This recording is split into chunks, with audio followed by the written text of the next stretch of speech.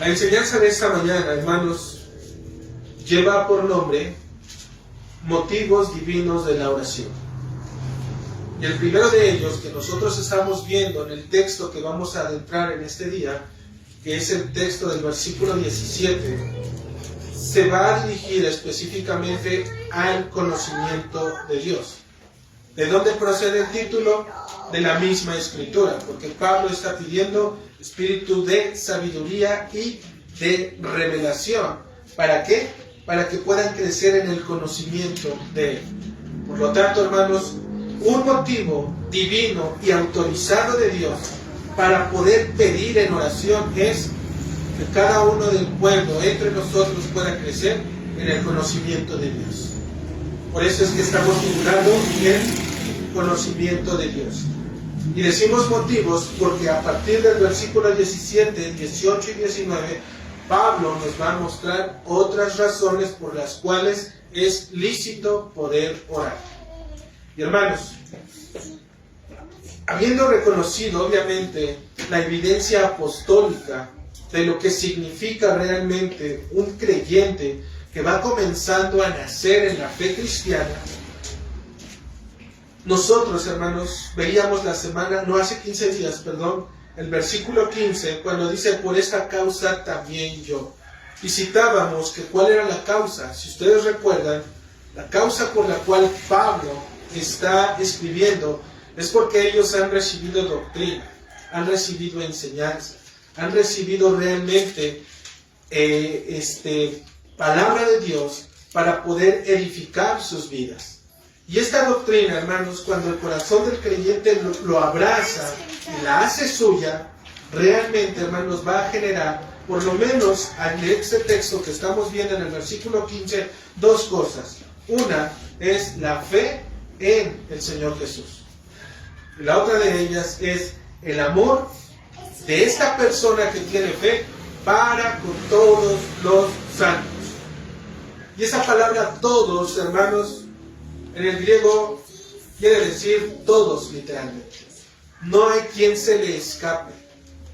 Si hemos de ser salvos por la fe manifestada en Cristo, también el amor debe de ser visible para con todos sus santos, para con toda su iglesia. ¿Y quién es su iglesia? Aquellos que realmente han demostrado que también tienen esta misma fe y este mismo amor, primeramente en Cristo y para con todos sus santos. Entonces, hermanos, si alguien en la iglesia solamente ama a una pequeña porción de hermanos que están siendo realmente visibles en la fe y a los otros que también son hermanos en la fe, no los ama, hay un problema. Porque el texto dice para con todos los santos. Tu amor debe de ser para todos, hermano. Para todos en este caso. No es solamente para unos cuantos. O para el que nos caiga bien, o con el cual el mejor me lleve, o con el que tengo una mejor relación. Es desde el más pequeño hasta el más grande. Así lo dice el texto, hermanos. Ahora, dice que el 16, no ceso de dar gracias por vosotros, haciendo memoria de nosotros en mis oraciones. ¿Quiénes son aquellos por los cuales Pablo no deja de dar gracias? Por los que tienen fe y por los que aman. Así de sencillo, hermano. Por ellos son los que Pablo los está presentando delante de Dios. Y las oraciones, hermanos, revelan mucho la conducta y el carácter de los santos. Las oraciones revelan mucho de la conducta y el carácter de los santos. A veces los hombres, hermanos, llegan a menospreciar ciertas oraciones de algunos otros hermanos, solo porque no sintieron algo extrasensorial, o simplemente porque la oración no estuvo cargada de algo sobrenatural o de fuego, algo que me enchinara la piel y me hiciera sentir realmente una experiencia más allá de lo que estamos viviendo. Estas personas en ocasiones llegan a menospreciar estas oraciones. Las oraciones, hermanos, aceptas delante de Dios son aquellas que simplemente apelan a las propias promesas de la propia Escritura. Son sencillas, hermano. son realmente sencillas delante de Dios. ¿Por qué? Porque solamente están recordándole a Dios la promesa que Él mismo nos ha dado. Jamás debemos de esforzarnos por hacer sentir bien a los hombres cuando oramos. Jamás debemos de tener esa conducta, hermanos. Que si hemos de orar por alguien para que nos escuche, que estamos orando por él, más debemos de llegar a creer que por cuanto mis palabras deben de estar adornadas correctamente, son bien o están bien delante de Dios. Lo realmente importante es pedir como Dios mismo nos ha dicho que lo hagamos. Y Pablo nos va a dar un ejemplo de cómo es que se debe de pedir. Es simple, es llano, que su oración solamente ocupa un solo texto, hermanos, el versículo 17. Pero en ese versículo 17, hermanos, está cargado del conocimiento que Pablo está haciendo. Lo que Pablo está haciendo en ese texto, hermanos, no es nada más decir pedir por pedir. Lo que él está haciendo realmente es mirar el conocimiento que Pablo tiene acerca de Dios. Y ahorita nosotros, hermanos, vamos a ir viendo, vamos a ir como abriendo un poquito este texto para poder indagar un poco de cómo es que Pablo lo está haciendo. Dentro de este texto, como dijimos, se nos está mostrando también el bosquejo bíblico que Cristo había dado para poder pedir en oración. Primeramente, hermanos, vamos a ver el conocimiento que tiene Pablo acerca de Dios. En segundo lugar, vamos a ver quién es aquel a quien se le debe de pedir. Y en tercer lugar, vemos lo que es lícito pedir. Entonces, amados, dice la Escritura en el Salmo 46, en el versículo 10, estad quietos y conoced que yo soy Dios. Estad quietos y conoced que yo soy Dios. Lo que está diciendo es, deténganse un momento, dejen sus pensamientos, porque cuando la palabra de Dios, hermanos, se abre, cuando la palabra de Dios se expone, entramos en un plan eterno. Entramos en un plan en donde solamente aquellos que son espirituales lo entienden. Él es el Señor. Esta es su iglesia. Somos invitados, hermanos, solamente por su pura misericordia, por su pura gracia y por su puro favor, es que hoy podemos estar aquí, hermanos. Entonces, guardemos decoro, hermanos, y reverencia ante la exposición de la bendita palabra de Dios. En primer lugar, hermanos, decíamos el conocimiento que tiene Pablo acerca de Dios. Para ello, vamos a tomar primeramente, hermanos, lo que dice nuestro texto, versículo 17 del capítulo 1. Dice la Escritura, para que el Dios de nuestro Señor Jesucristo, el Padre de gloria. Hasta ahí. En la versión de las Américas, hermanos, ese para no está. En la versión de las Américas dice pidiendo, ¿sale? Pidiendo, y esto tiene más sentido porque el versículo 16 nos dice, no ceso de dar gracias por vosotros, haciendo memoria de vosotros en mis oraciones. Y dice la Biblia de las Américas, pidiendo que el Dios de nuestro Señor Jesucristo, el Padre de gloria. Hermanos, el versículo 17 nos va a presentar la teología de Pablo acerca de Dios. ¿Qué quiere decir la teología de Pablo acerca de Dios? Quiere decir el conocimiento que Pablo tiene acerca del Padre, del Hijo y del Espíritu. Lo que está escribiendo no solo son palabras al azar.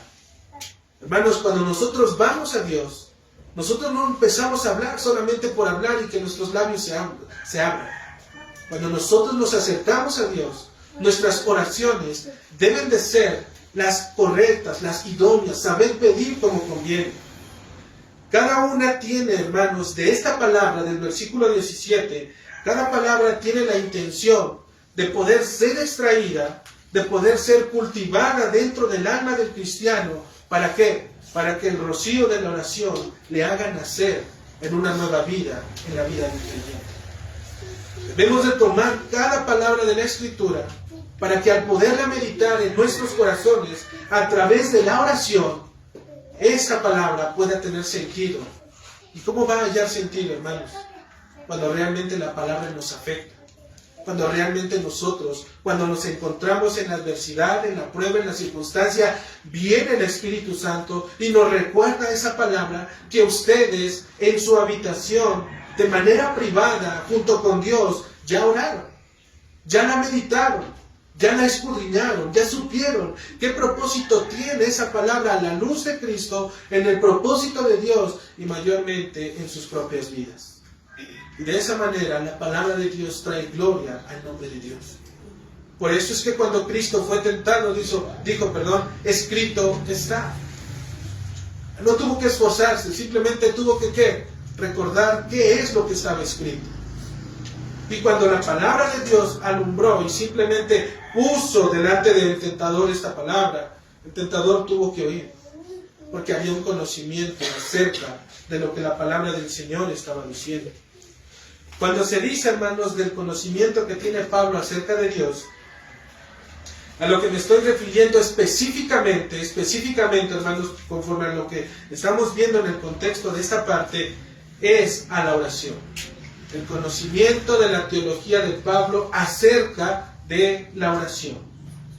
Pablo sabe acercarse al Dios y Padre de nuestro Señor Jesucristo, y para ello sabe que no lo hace por sus propias fuerzas, lo hace en dependencia del Espíritu Santo. ¿Por qué razón menciono esto, hermanos? Porque está dentro del texto. Se puede considerar cómo es que está invocando al Dios Trino. Él no está llegando solamente a presentarse y decirle, Señor, en el nombre de Jesús te pido que hagas esto y esto, y no. Él está invocando a la Trinidad, al Dios Trino. Sabe que el plan de salvación tiene que ver con este Dios Trino. No solamente es obra del Padre, no solamente es la obra del Hijo, y mucho menos solamente es la obra del Espíritu Santo. Es Padre, Hijo y Espíritu Santo obrando como un solo Dios, en un solo Dios. ¿Para qué? Para que el plan de salvación se haga manifiesto en la vida de estos hombres. Dice la Escritura, pidiendo que el Dios de nuestro Señor Jesucristo, ahí está Dios Padre, y ahí está nuestro Señor Jesucristo. ¿El Padre de quién? El Padre de gloria. Y ustedes podrán decir, bueno, ¿y dónde está el Espíritu Santo? ¿Por qué no veo al Espíritu Santo? Debes de hacerte la pregunta, ¿crees que Pablo va a presentarse delante de Dios por su propia cuenta? ¿Crees que Pablo simplemente se levantó un día y dijo, voy a ir a orar en el nombre del Padre y del Hijo? El Espíritu Santo está obrando ahí, hermanos. El Espíritu Santo le está haciendo mirar primeramente a quién es que debe de pedir. En este caso, al Padre.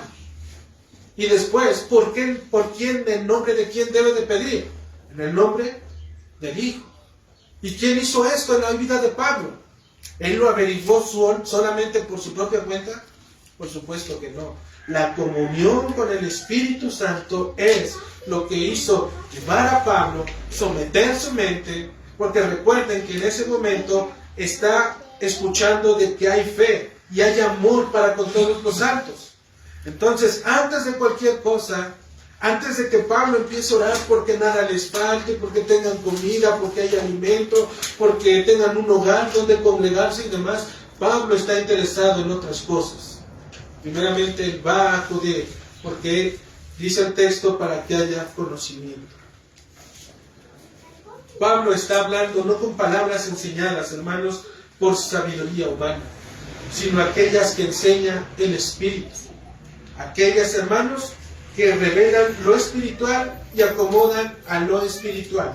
Y eso es lo que nos dice primeramente en la Escritura en Primera de Crónicas, capítulo 2, en el versículo 13. Sino con las que enseña el Espíritu, acomodando lo espiritual, ¿a qué? A lo espiritual. Pablo sabe que todo inició ¿en dónde? En el plan eterno de Dios. Él sabe que ahí comenzó esta obra de la salvación por parte del Dios y Padre de nuestro Señor Jesucristo. Por lo tanto, él está mirando lo espiritual, el plan en donde comenzó todo, y lo que está pidiendo es que lo está pidiendo para acomodar lo que dentro del mismo plan espiritual, ¿Para qué? Para que lo que Pablo está recibiendo, él mismo lo esté ordenando por obra del Espíritu Santo a través de la obra de Dios. El misterio de su voluntad, hermanos, ha sido manifestado. Eso nosotros ya lo sabemos. Ha sido manifestado mediante el Evangelio de Cristo. En el versículo 13 dice: en él también ustedes, habiendo oído la palabra de verdad, el Evangelio de vuestra salvación, fuisteis sellados con el Espíritu Santo. Esta obra, hermanos, ya la dio a conocer el Señor. El misterio de su voluntad realmente ha sido revelado. ¿Cómo ha sido revelado? A través del Evangelio ¿de quién? De Cristo. Es tan maravilloso y es también, hermanos, a la misma vez tan misterioso este misterio que Dios ha dado, que lo que se necesita para poder entenderlo y para poder reconocerlo, que es la sabiduría y la revelación divina y espiritual del Padre en el alma de los hombres para poder recibirlo. Por eso es que Pablo, hermanos, no está pidiendo cualquier cosa. Lo que Pablo está haciendo, hermanos, realmente es primero encomendarnos a la obra de salvación, en la cual ellos mismos ya han dado evidencia, pero que también Dios continúa ejerciendo su poder, su dominio, su revelación cada vez más en el conocimiento de la verdad acerca de Él. Por lo tanto, cuando Pablo está pidiendo, hermanos, dijimos, Pablo ya les dio a conocer el Evangelio, ellos lo han recibido.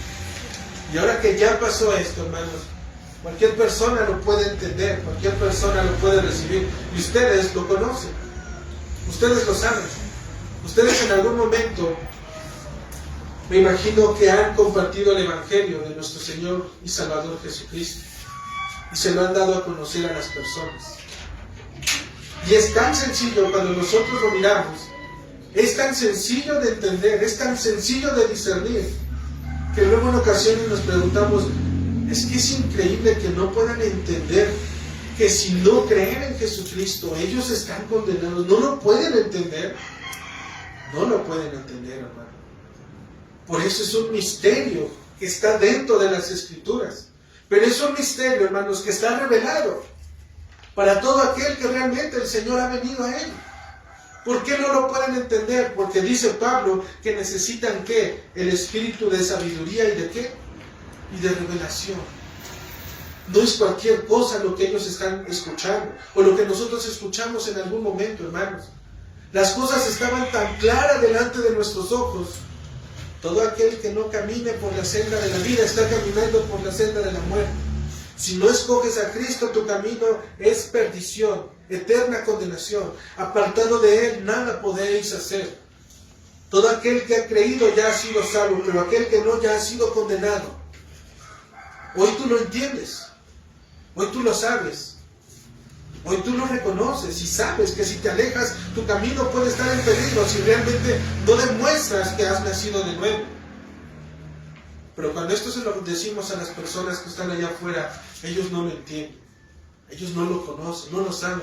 Aun cuando se los pintemos por ahí con palitos y bolitas y les digamos, mira, es esto como debe de ser, y si no quieres, la Escritura dice a través de la palabra de Dios que todos perecerán. Y aún así te encuentras con respuestas tan, en verdad, tan necias, pero se entiende, hermanos, porque están velados. No hay luz en ellos. Y solamente debes de hacerte esta pregunta, hermano, ¿cuánto tiempo a ti te hablaron del Evangelio? ¿Cuánto tiempo a ti el Señor te estuvo llamando por una u otra evidencia? Por medio de las oraciones de nuestros padres, por medio de las oraciones de algún amigo, por medio de las oraciones de nuestras familias. ¿Cuánto tiempo estuvimos y no lo podíamos entender? Y el día que el Señor nos abre el entendimiento, hermanos, decimos, era tan fácil, era tan sencillo, pero no queríamos. Por eso es que es una obra de Dios. Dios es el que nos abre, hermanos, el que nos da este entendimiento. Por eso el conocimiento de Pablo se revela a través de poder presentar y escribirle a estos hermanos en su carta y decirle, hermanos, yo estoy orando por ustedes.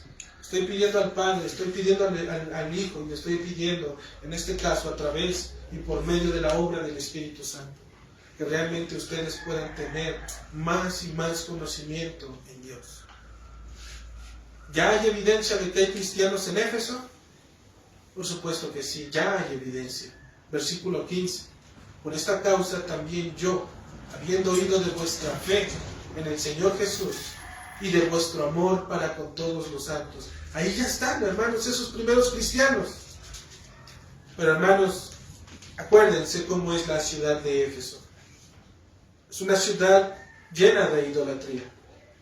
Es una ciudad en donde los placeres del mundo, en donde los deleites, tú sales a la calle, imagínate esa ciudad de Éfeso, no vamos a irnos tan lejos, hermanos, simplemente párate ahí en medio de aquí de Tizayuca y tú vas a ver todos esos placeres y deleites. Sal un momento a la tienda y tú vas a ver todas esas cosas.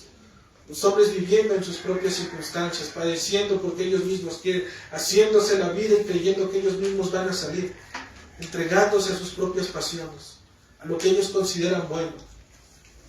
Todas esas cosas, hermanos, ellos estaban expuestos. Por eso Pablo no les va a decir que no salgan, Señor, que estén en sus casas, que sean guardados. ¿Te imaginas a Pablo en nuestros tiempos pidiéndole, Señor, que apartes de ellos toda tentación dentro de sus casas? ¿Qué es lo que quitaríamos dentro de nuestras casas? Todos los medios electrónicos, hermanos, seguramente lo estuviera orando Pablo. Quita todos los medios electrónicos. Quita los celulares, quita las tablets, quita las pantallas, quita el internet, quita todo eso, Señor. Pero de nada de eso sirve, hermanos, cuando realmente el pecado está en el corazón del hombre. La televisión tiene un buen uso, por supuesto que sí, tiene un buen uso. Cuando le damos un buen uso. Cuando aprovechamos y nuestra propia carne invade realmente y obviamente desvía la intención de poder tener un televisor en casa, es cuando realmente se vuelve pecaminoso. Porque ahí es cuando vemos realmente nuestra naturaleza. Tengo de dos, me levanto en las mañanas, o en la tarde, o en la noche. Puedo orar, puedo leer la escritura, puedo pasar un tiempo con Dios, puedo sentarme delante de la televisión a ver ya sea una película o ya sea un maratón. Vemos que el pecado, hermanos, no está en la televisión. El pecado está dentro de la persona. Y no es que tenga realmente malo el poder ver realmente una película o algo. La intención es que tanto tiempo estamos metidos en ella. Entonces, Pablo sabe que hay una evidencia de fe, dijimos, en Cristo, que hay amor en los santos. Pero hay algo más, hermanos, que debe de ser visible en la vida del creyente, y el apóstol lo sabe. Por eso es que su oración, hermanos, habla de esta manera. Este texto nos permite mirar parte precisamente de las oraciones del apóstol Pablo para los santos de Éfeso, para que puedan aumentar en el conocimiento divino. Ya tienen un poco de conocimiento de Dios, pero Pablo le está diciendo, Señor, no es suficiente. ¿Acaso es poco lo que Dios nos da? Por supuesto que no. Es mucho lo que el Señor nos da. Pero, hermano, si la persona, debes de ponerte a pensar, ¿qué pasaría con la persona que llega a la iglesia, que está metida en las cosas del Señor por un tiempo, que vemos que realmente está buscando de Él, que se empieza a reunir, que se empieza a congregar, que empieza a asistir, pero que no lee en casa, que no tiene un tiempo para poder abrir las Escrituras, que no ora, que no busca un tiempo en el Señor, que solamente se conforma con lo que viene y escucha aquí? Y no es menospreciar lo que se nos da, hermanos, pero si nosotros no vamos a casa y seguimos meditando en lo que el Señor nos da, siempre vamos a ser cristianos pequeños, cristianos chiquitos, cristianos de bolsillo, cristianos que caben en todos lados. ¿Y por qué les digo en todos lados? Porque puedes ir a una iglesia, como no hay mucho conocimiento del Señor, puedes ir a una iglesia, cualquier iglesia, porque crees que cualquier iglesia en donde se lee la Biblia es iglesia. Vas, te metes en una iglesia y estuviste ahí, escuchas y dices gloria a Dios y participas de todo lo que ese día hicieron en la iglesia. Porque aparte de cristiano, mantienes ese lema que dicen, a donde quiera que fueres, haz lo que vieres.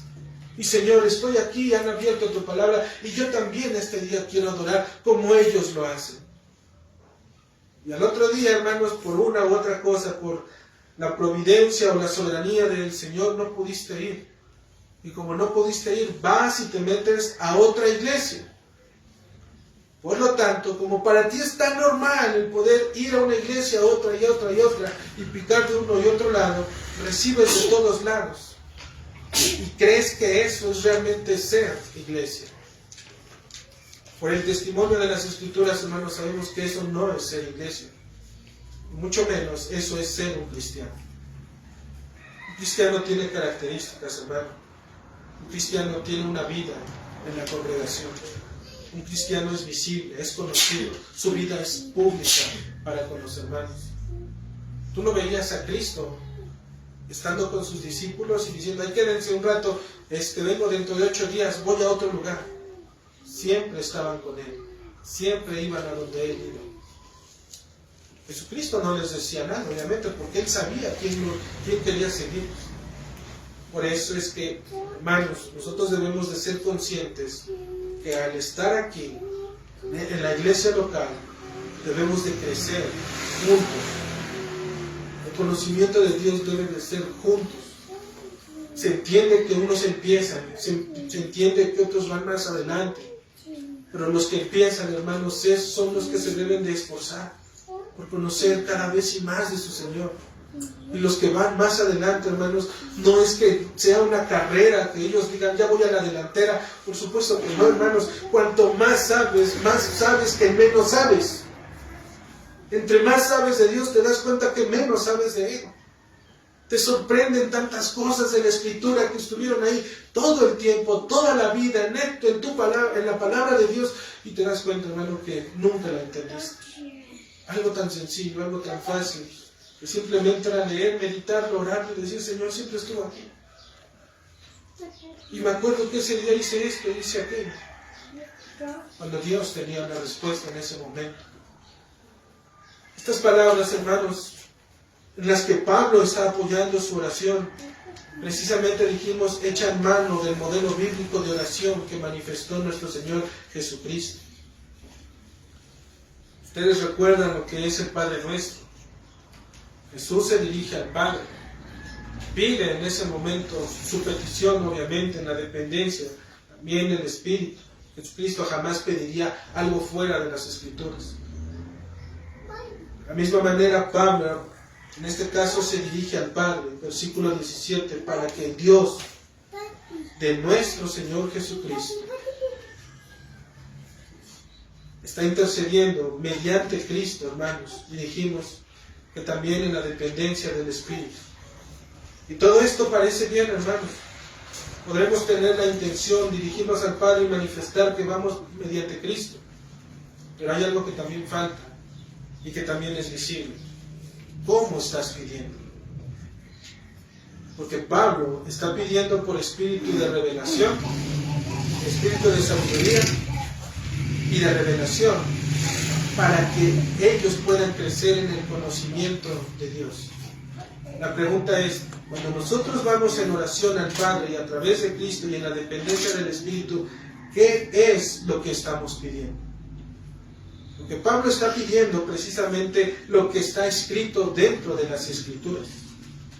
Juan, capítulo 17, en el versículo 3, dice la Escritura, y esta es la vida eterna. ¿Qué? ¿Cuál es la vida eterna? Que te conozcan a ti, el único Dios verdadero, y a Jesucristo, a quien has enviado. Y mira cómo el texto está dentro de la oración cuando Jesucristo está orando por sus discípulos. Es lo que Jesucristo está diciéndoles a sus discípulos. Esta es la vida eterna. ¿De qué depende la vida eterna? De que te conozcan. ¿A quién? Al único y verdadero Dios. Pero no solamente a Él, sino también a quién? A Jesucristo. ¿Cómo conoces a Dios? ¿A través de quién? De Cristo. Y mira cómo la oración de Pablo está dirigida a quién? a aquellas personas, a los hombres que él mismo en su momento encargó y dejó en esta iglesia. Pablo es un imitador de Cristo, hermano. Pablo está haciendo lo que vio que su maestro le dio. Jesucristo le dio su evangelio. Pablo recibe su evangelio, estudia su evangelio y obra dentro de su propio evangelio. Pablo lo único que está haciendo es pedir la misma petición que Cristo pidió. Padre, esto es la vida eterna, que te conozcan a ti. Y ahora Pablo les dice, Señor, dale ese espíritu de sabiduría y de revelación en el conocimiento de Él. Es la misma petición, hermano. Conocer a Dios a través de Cristo. Por lo tanto, cuando nosotros decimos, hermanos, y vemos cuál es el conocimiento que tiene Pablo acerca de Dios, es referente a su oración. Y vemos que lo que está haciendo Pablo, hermanos, es conforme a la oración que Cristo ha manifestado, que Él mismo ha revelado. Su oración descansa inclusive en las promesas de la propia Escritura, en lo que Él mismo ha pedido, Cristo. Ahora Pablo también lo pide para la iglesia local. Por lo tanto, hermanos, ¿qué es lo que nosotros haríamos bien en pedir? Que podamos crecer en conocimiento de nuestro Señor Jesucristo, para que al poderlo mirar a Él, podamos conocer verdaderamente quién es el Dios y Padre de nuestro Señor Jesucristo. Parece algo tan difícil, hermanos, pero es algo en lo que Pablo sabe y conoce, y Él mismo lo ha dado a revelar. Vemos que el conocimiento que Pablo tiene es realmente teológico acerca de Dios.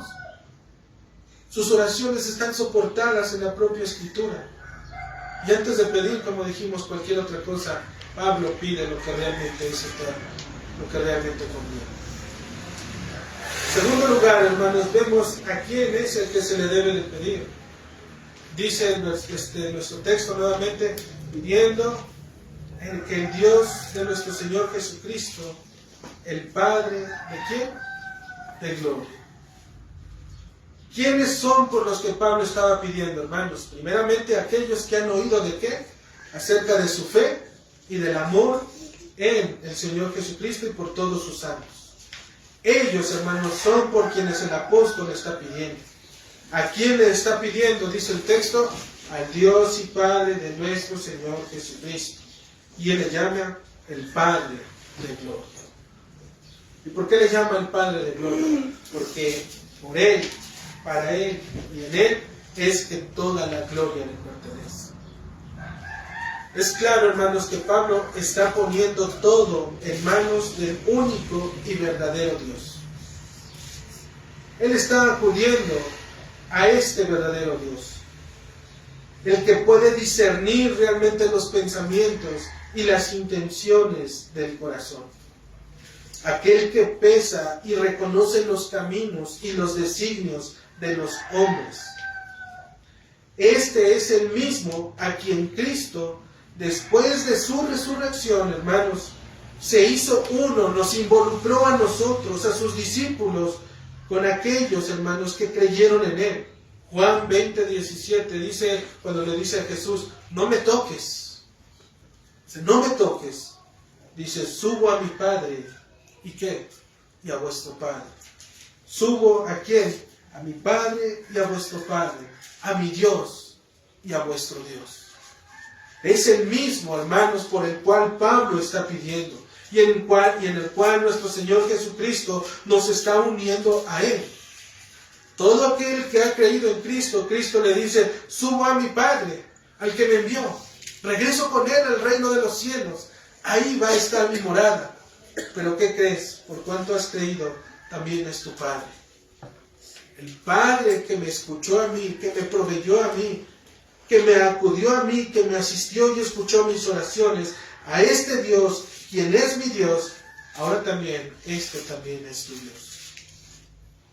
Por lo tanto, hermano, la oración de Pablo no está puesta en cualquier persona, o en cualquier algo, o cualquier alguien. Es a vuestro Padre, y a su Padre, a su Dios, y a mi Dios, dice el Señor. A Él es a quien Pablo le está poniendo sus oraciones delante del Dios y Padre de nuestro Señor Jesucristo. Este Dios, hermanos, es aquel que nuestro Señor Jesucristo en Juan 14:13 dijo: todo lo que pidierais al Padre en mi nombre, que dice la Escritura, lo haré. Todo lo que pidierais al Padre en mi nombre, lo haré. Pablo tuvo que haber recordado esas promesas. Y estaba o era lícita realmente su oración. Por supuesto que era lícita, hermanos. Porque, ¿qué es lo que dijo? ¿Qué es lo que decíamos que Juan pidió, Jesucristo manifestó en Juan 17:3? Esta es la vida eterna, que te conozcan a ti. Pablo está pidiendo porque lo conozcan a Él a través de Cristo. ¿Es lícito esa oración? Por supuesto que es lícito. Por lo tanto, él confiadamente puede tomar esta escritura de Juan 14:3 y decir: Padre, tú dijiste a través de los labios de tu Hijo, cuando estuvo en este mundo, que todo lo que pidiésemos al Padre en su nombre, Él lo haría. Es una promesa que viene de tu palabra. Y Pablo descansa en eso porque sabe que el Señor lo va a hacer. ¿Cuál es el problema, hermanos, en ocasiones con los hermanos que se están quedando pequeños? Que piden bajo el nombre de Jesús al Padre, ¿sí? Que también ponen o acuden por medio del Espíritu, pero da la casualidad de que este Espíritu en el cual acuden no piden conforme a lo que Cristo ha revelado. Ellos piden para sí mismos. Ellos piden para no sufrir, para no padecer, para que las adversidades, los problemas, las situaciones no sucedan. Piden para que la situación por la cual el Señor me llevó no me acontezca. Es como si Cristo estuviera diciéndole al Señor: Señor, yo sé que voy a morir en aquella cruz, pero ¿sabes qué? Señor, como dice el texto, ¿no? Aparta de mí esta copa, mas no se haga lo que yo quiera, sino lo que sea, Señor, que tú quieras, tu voluntad. Pero si tú puedes, Señor, quítala de mí, apártala. Es como si estaríamos negando lo que Dios tiene para nosotros. ¿Dónde es, hermanos, que realmente, en este caso, el oro, si queremos obtener oro puro, realmente oro puro, ¿dónde es que el oro va a soltar todas las impurezas? Donde va a abandonar toda la suciedad que tiene el metal. Se le abandona cuando está calentado, cuando es puesto en el fuego, a una temperatura tan alta, pero tan alta, que se derrite literalmente el oro. En ese momento que se derrite el oro es cuando toda la impureza, toda la suciedad, todo el metal que no es oro, sale de ese lugar en donde lo están fundiendo. El cristiano quiere estar dentro del reino de los cielos, pero no quiere sufrir, no quiere padecer. Muchas veces no nos damos cuenta que cada una de esas cosas, si Dios las permite, son necesarias entonces, porque eso es lo único que nos va a llevar a poder presentarnos delante de Dios. ¿De qué otra forma los hombres van en oración normalmente? Siempre es cuando hay una adversidad o alguna circunstancia. Siempre en esas circunstancias, hermanos, es cuando estamos delante de Dios y nos paramos y nuestras rodillas duelen y decimos: he estado delante de la presencia de Dios. Es más, nos abstenemos de alimentos. No quiero ahorita comer, solamente quiero leer. ¿Por qué no se hace eso cuando estamos bien? Pero normalmente eso lo hacemos cuando, obviamente, la persona no quiere padecer, cuando no quiere sufrir. Es cuando realmente Dios se les hace tan visible, tan presente en sus vidas. Pero una vez que pasa todo eso, se vuelve a la normalidad. Volvemos a nuestros propios caminos, a lo que nosotros realmente somos. Este es el Dios, hermanos, quien levantó a Cristo de entre los muertos y lo sentó a su diestra en los lugares celestiales. Quien le dio poder, quien le dio autoridad, quien le dio señorío sometiendo todas las cosas bajo sus pies.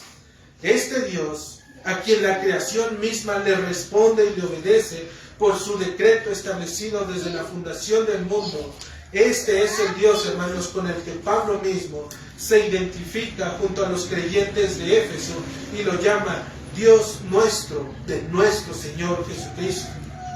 Y no solo esto, sino que dice la Escritura, habiendo sido adoptados por medio de Jesucristo. Ahora Pablo lo presenta también como un Padre, el Padre de gloria. Para que no se te olvide que solamente si Cristo nos ha dicho, he aquí subo a mi Padre y a su Padre. Si subo a mi Dios y a vuestro Dios, Pablo nos dice, el Padre de gloria. ¿Quién es? ¿De quién procede?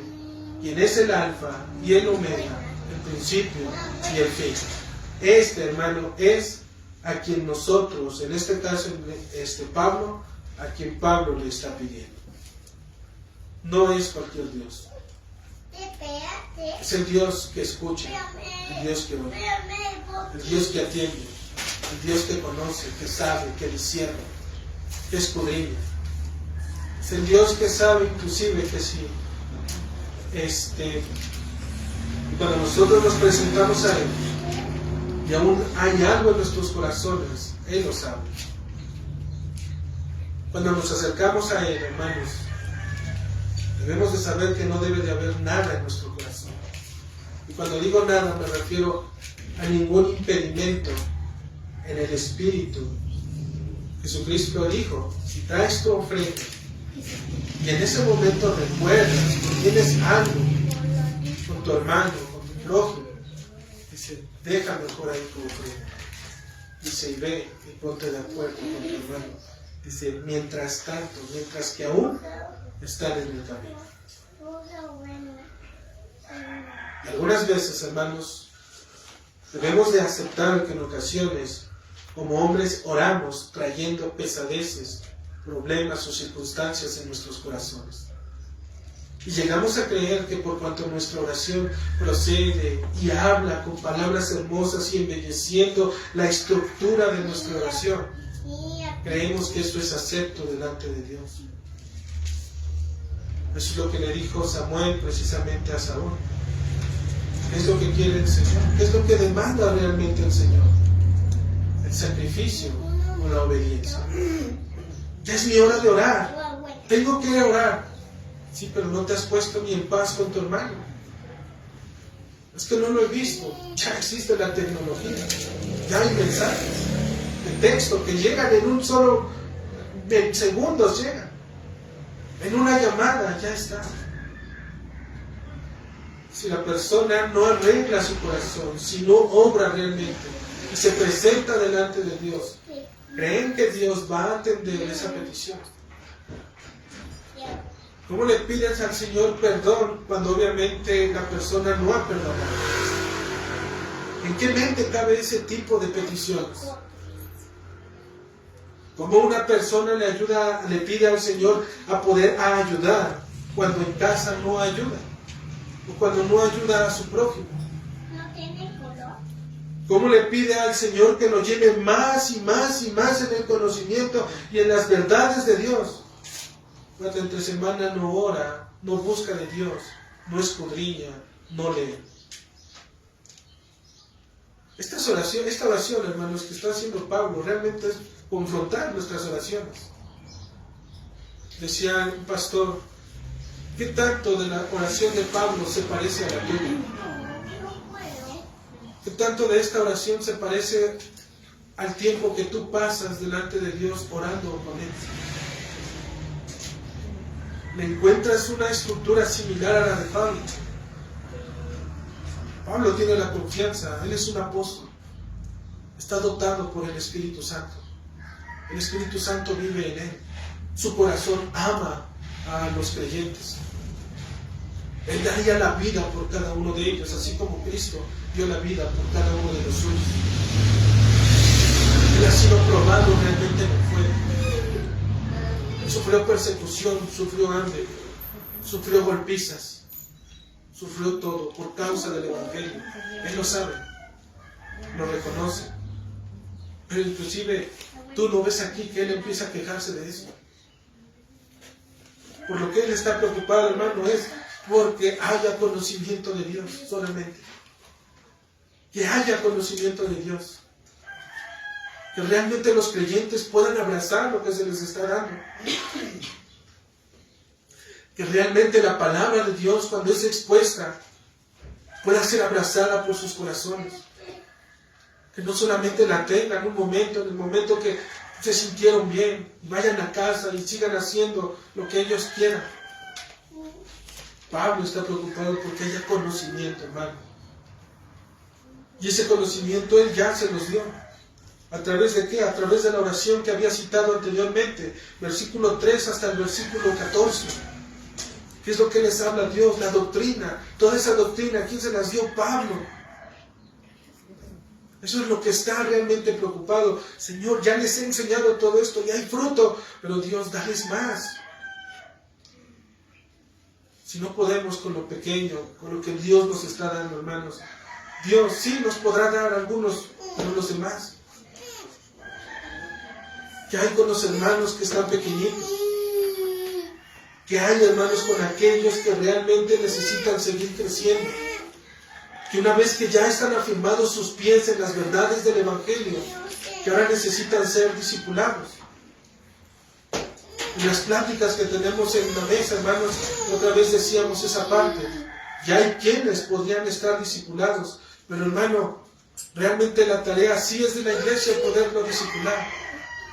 Pero si la persona no quiere, si la persona no lo desea, si la persona realmente no lo anhela verdaderamente en su corazón, solamente estaríamos cargando sobre él información.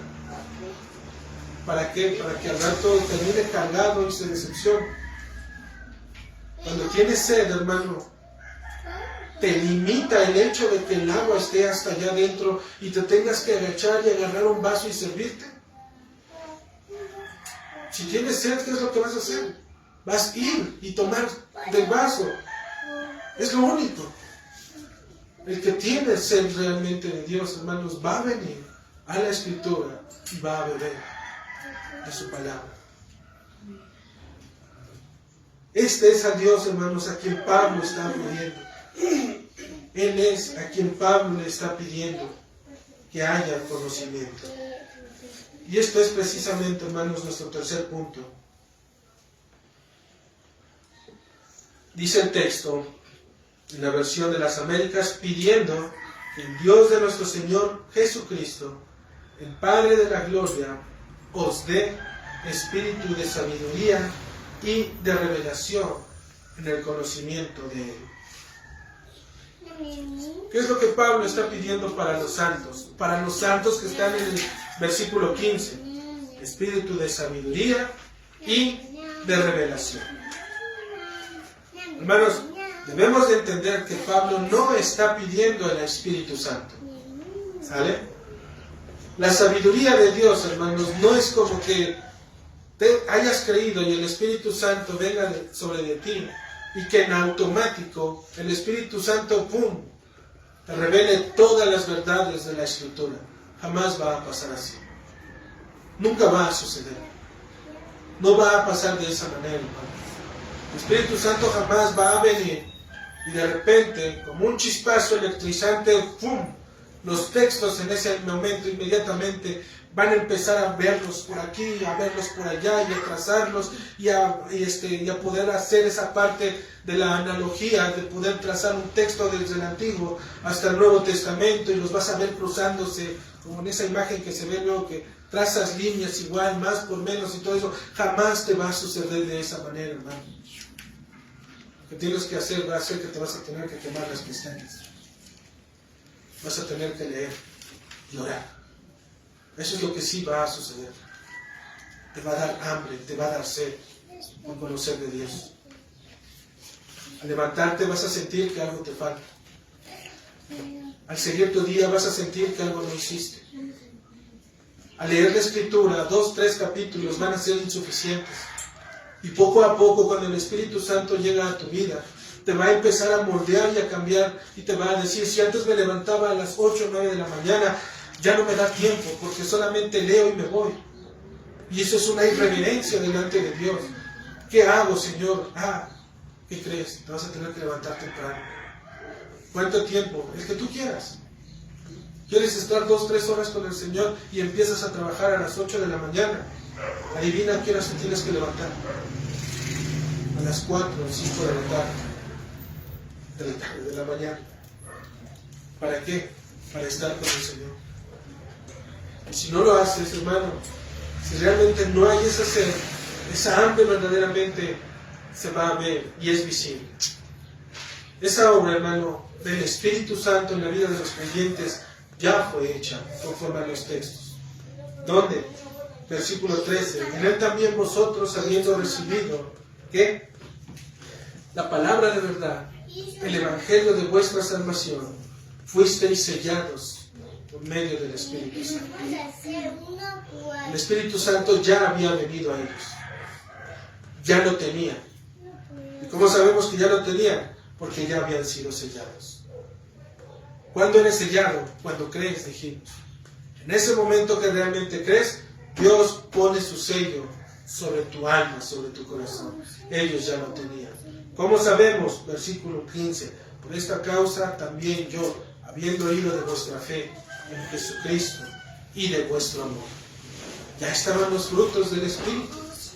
Ya había gente que se estaba reuniendo. Había ya conversiones. ¿Había Espíritu Santo? Por supuesto que ya había Espíritu Santo. ¿Qué es lo que estaba pidiendo Pablo entonces? Dice, espíritu de sabiduría y de revelación. Lo que Pablo pide es que las mentes de los hombres puedan ser iluminadas, ya que debido al pecado, hermanos, no solo necesitamos la luz de las Escrituras, en ellas hay suficiente luz, pero debido al pecado, ¿qué crees? Esa luz es borrosa. Esa luz a veces no ilumina como debería de iluminar, sino que necesitamos la luz que arroja el Espíritu Santo sobre las Escrituras. En la dependencia del Espíritu, al ir a leer las Escrituras y pedirle al Señor que nos revele a través de la sabiduría y de la revelación de Dios, es lo que Pablo está pidiendo. Que ellos puedan ser iluminados, que haya más luz en ellos. Al traer más luz, ¿qué es lo que pasa? Obviamente va a haber mayor conocimiento. En las noches tú lo ves, cuando se va en casa la luz. Si tú prendes una vela y la dejas en medio de la mesa, solamente va a iluminar ¿qué? Lo que está más cerquita. Y tú puedes escuchar por ahí la voz de papá, la voz de mamá, del hermano, de acá de la mascota, de todo. Pero no los puedes ver realmente como son. ¿Qué es lo que están haciendo? Pero cuando les dicen, venga, vamos a la luz para poder platicar y poder vernos, cuando ellos se acerquen más hacia aquella luz, cada vez más ellos se van a hacer más visibles.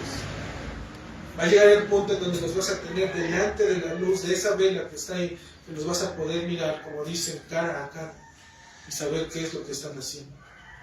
De esa forma, hermanos, es lo que hace el Espíritu Santo en la vida del creyente. Nosotros tenemos las Escrituras, pero cuando no tenemos ejercitados nuestros sentidos para poderlas leer, en primera instancia solamente vamos a leer y no vamos a entender. Pero cuando tú dependes más y más del Espíritu Santo, cada vez más del Espíritu Santo, hermano, el Espíritu Santo te va a abrir cada vez más el entendimiento. Vas a ver cosas que no veías. Ya leíste tu Biblia 10 veces y es increíble que en 10 veces nunca le hayas prestado atención. Y el día que te lo muestra el Señor, hermano, le das gloria, le das honra, porque siempre ahí estuvo. Solamente teníamos que acercarnos a Él en la dependencia de nuestro Señor. Lo que Pablo, dijimos, está pidiendo y que es lícito es sabiduría. Esta palabra sabiduría, hermanos, quiere decir Sofía. ¿Qué quiere decir Sofía? Es aquella sabiduría que viene directamente de Dios. Es una sabiduría divina. No es una sabiduría humana. Es sabiduría divina. Pablo no está pidiendo cualquier cosa. les está diciendo al Señor, Señor, que lo que ellos aprendan, conozcan, que eso realmente sea tuyo. Que no solamente se llenen de información, sino lo que tengan que realmente sea tuyo. Y dice, y revelación. Esta palabra revelación viene de, como el libro de Apocalipsis, apocalipto, que significa recorrer el velo. ¿Qué significa recorrer el velo? Es que siempre estuvo ahí. La palabra, el misterio escondido de Dios de que Cristo iba a venir, de que Dios iba a venir manifestado en carne, siempre estuvo ahí en las Escrituras. ¿Qué es lo único que hizo el Señor? Solamente recorrió el velo, lo hizo a un lado. Y una vez que hizo y que recorrió ese velo, ahora sí nosotros pudimos mirar lo que realmente había detrás de ello. Eso es lo que hace el Señor. Por eso creemos que la palabra de Dios es inclusive para nuestros hijos. Porque entre ellos más se ejercitan en la palabra de Dios desde pequeños, más y más y más van a poder entender la palabra del Señor. La van a empezar a relacionar, a familiarizar en sus vidas. En actos pequeños, en actos simples. Ellos van a tener presente la vida de algunas de las personas del Antiguo Testamento, pero siempre enfocadas en Cristo. No mirando a David como un pequeñito que venció al gigante, y ahora tú, pequeñito, eres igual que David. Hermanos, todos somos pecadores delante de Dios. Nuestra tarea como padres es instruirlos para que conozcan a Cristo. Por tanto, hermanos, la sabiduría celestial, la que viene de Dios, la que desciende directamente de Él a través de su Santo Espíritu, es aquella que solamente y exclusivamente puede quitar o recorrer el velo. Por esta razón, ambas deben de ir de la mano, la sabiduría de Dios y la revelación. Nunca debes de creer o debes de pensar en divorciarlas, jamás. Separarlas trae confusión en la vida de las personas. La sabiduría de Dios revela la misma palabra de Dios. Y es que por ello, hermanos, es que ha sido enviado. Aquella sabiduría que es esotérica, que quiere mostrar nuevas cosas que están fuera de las Escrituras, es lo que dice Santiago, es una sabiduría diabólica. Y lo único que trae es muerte espiritual a la vida de los creyentes. ¿Por qué? Porque la sabiduría diabólica, la sabiduría que viene de los hombres, la que ellos mismos han querido bajar y poner en sus corazones, es aquella, hermanos, si no nos vamos a meter mucho, solamente vamos a mencionarla, es aquella revelación cuando ellos dicen, me habló Dios. Porque Dios, hermanos, simplemente cuando decimos que nos habla Dios en el contexto de que hablaban los profetas, o en los primeros tiempos, hermanos, ya no hay esa manera de poder hablar del Señor. No existe, no es real. Es un invento que los hombres se han hecho por creerse espirituales, por creer que de esa manera sienten que realmente están conectados con Dios. Y tú los ves, y la vida de esas personas que les habla Dios es totalmente diferente a un Elías que le hablaba a Dios, a un Moisés que le hablaba a Dios, a un Josué que le hablaba a Dios, a un José que le hablaba a Dios. A todos ellos hombres de fe, que realmente Dios les hablaba audiblemente. Tú lo comparas con la vida de estas personas que dicen que les habla Dios, tú ves que nada de ellos se parece a sus vidas. Por lo tanto, hermanos, esa no es la sabiduría que desciende de Dios. La sabiduría que desciende de Dios te revela las Escrituras y te da entendimiento de las Escrituras, y todas ellas te revelan a Cristo. Así que, habiendo conocido lo que Pablo está pidiendo, hermanos, sabiduría y revelación, ahora vemos que el motivo divino por el cual se está haciendo esta solicitud, dice nuestro texto, pidiendo que el Dios y Padre de nuestro Señor Jesucristo, el Padre de gloria, os dé espíritu de sabiduría y de revelación en un mejor conocimiento de Él. Y yo creo que esa traducción de las Américas suena un poco mejor, hermanos, porque dice, os dé espíritu de sabiduría y de revelación en un mejor conocimiento de Él. Es decir, ellos ya recibieron un conocimiento. Esta es parte precisamente de las oraciones de Pablo por los hombres de Éfeso, los santos de Éfeso, para que su conocimiento divino pueda aumentar. Ellos ya tenían cierto grado de conocimiento, pero Pablo dice, en un mejor conocimiento de Él. Ese conocimiento no era perfecto, por eso es que dice Pablo, mejor conocimiento de Él.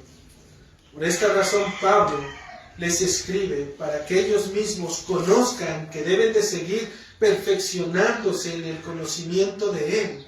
¿De quién Él? De Cristo. ¿Para qué? Para que a través de Cristo podamos mirar al Padre. Hermanos, ¿y por qué es esto? Porque nosotros somos hechura suya, dice en Efesios 2. Y si somos hechura suya, es decir, estamos hechos como Él, creados en Cristo Jesús, debemos de buscar las mismas cosas que Cristo.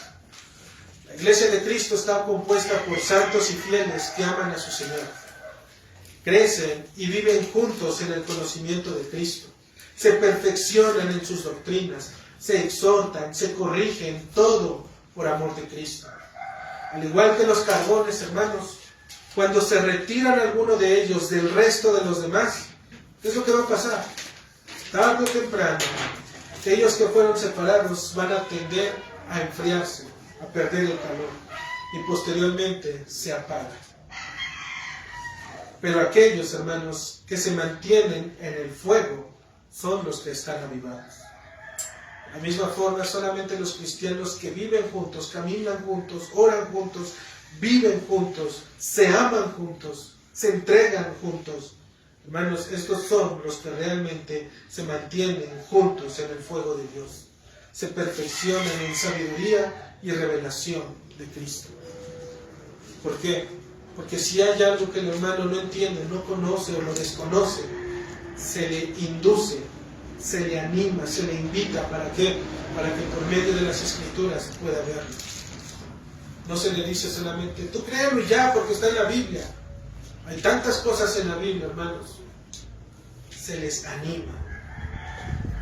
Dice la carta de 1 Corintios, acompáñenme a 1 Corintios, capítulo 2, el versículo 6 al 8. Estos son, hermanos, los que han alcanzado la sabiduría, dice. Sin embargo, hablamos sabiduría entre los que han alcanzado madurez. Y esta palabra madurez quiere decir perfección. Y no quiere decir una perfección perfecta, sino una perfección que cada vez está haciendo, que va acrecentándose. Que está en camino en perfección, mejor dicho, hermanos. Si sin embargo hablamos sabiduría entre los que han alcanzado madurez, y sabiduría no de este siglo, ni de los príncipes de este siglo que perecen. Ahí se refieren a los hombres que tenían un conocimiento de Cristo, pero que no era el conocimiento de la sabiduría que Dios había dado. 1 Corintios capítulo 2, versículo del 6 al 8. Dice más el 7, mas hablamos sabiduría de Dios en misterio, la sabiduría oculta, la cual Dios predestinó antes de los siglos para nuestra gloria, la que ninguno de los príncipes de este siglo conoció, porque si la hubieran conocido, nunca habrían crucificado al Señor de gloria. Y aún ahí, entre estas palabras que acabamos de leer, hermanos, hay tanta sabiduría oculta que inclusive algunos de entre nosotros, hermanos, no es que sean la élite ni nada de ello, sino que hay palabras, hermanos, que inclusive nosotros deberíamos de preguntar, ¿cómo es que crucificaron al Señor de gloria? ¿Padre de gloria? ¿Al Dios y Padre de nuestro Señor Jesucristo? ¿Que no crucificaron a Cristo? Está hablando de ese mismo Dios. Por eso dice, la que ninguno de los príncipes de este siglo conoció, porque si lo hubieran conocido, nunca habrían crucificado al Señor de gloria. Lo que Dios está hablando, hermanos, es que aun cuando existen evidencias de conversiones dentro de la iglesia, eso no debe de detenerse ahí.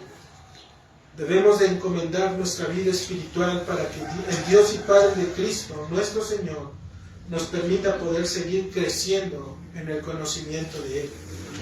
Orar por conocer a Cristo significa orar por conocer al Padre. Y por otro lado, nuestras oraciones deben de reflejar realmente que existe un conocimiento de la obra del Dios Trino, de la obra que el Señor ha hecho. Padre, Hijo y Espíritu Santo hicieron cada uno su obra en la redención. Debemos de saber qué es lo que ellos hicieron, porque en ocasiones, hermanos, inclusive se oran cosas, se piden cosas que no son como deberían de ser. Hermanos, Dios nos conceda de su gracia para poder seguir intercediendo como iglesia local ante aquellos hermanos que obviamente están dando evidencia que tienen vida. Que esa vida pueda ser avivada por medio de nuestras oraciones. Es Dios quien da la vida, porque Él es la vida misma. Pero Dios usa su iglesia para poder ejercer esa vida espiritual. Que Dios bendiga su palabra, hermanos. Amén. Amado Señor, gracias.